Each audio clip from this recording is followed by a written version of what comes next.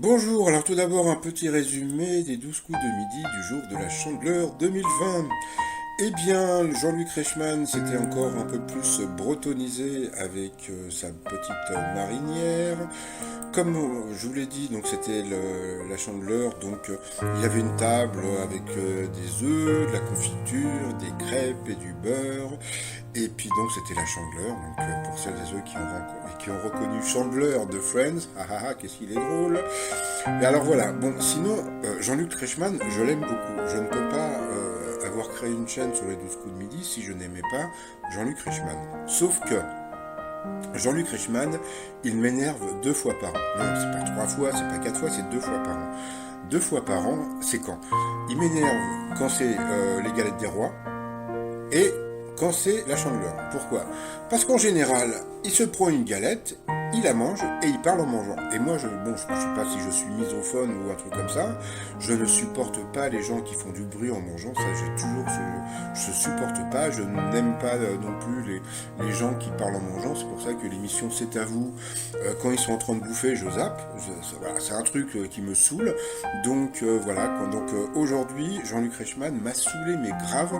Donc c'est pour ça que j'ai raté pas mal de questions parce que bon j'ai beaucoup coupé le son, donc j'ai pas eu beaucoup de réponses. Alors au coup d'envoi, la première question pour le maître de midi: comment qualifie-t-on un chèque signé sans indication de montant? Ou la question qui est très dure, c'est un chèque en blanc. Alors ensuite, vous aviez le canon de la matinée, donc c'était Caroline. Alors Caroline, au départ je pensais que ça s'écrivait Caroline, mais que ça se prononçait à l'anglaise Caroline, et pas du tout, c'était Caroline, A-N-E à la fin, donc c'était assez original.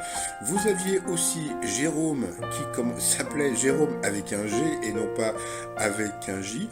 Regardez la bouche de Jean-Luc Reichmann, vous voyez ce qui fait que sa langue, il a encore de la galette dans la bouche, de la crêpe dans la bouche, un truc je ne supporte pas, bon c'est pas grave. Et vous aviez aussi Loïc avec un C et non pas un K comme en Bretagne.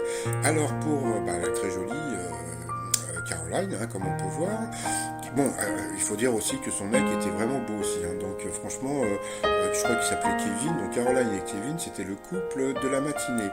Alors, au restaurant, on a plus tendance à commander un dessert si le serveur est mince. Comme je vous ai dit, j'ai coupé le son, donc je ne pourrais plus la réponse. Pour Jérôme, pour quel artiste le leader du groupe Imagine Dragon a-t-il composé la chanson My Own Dance?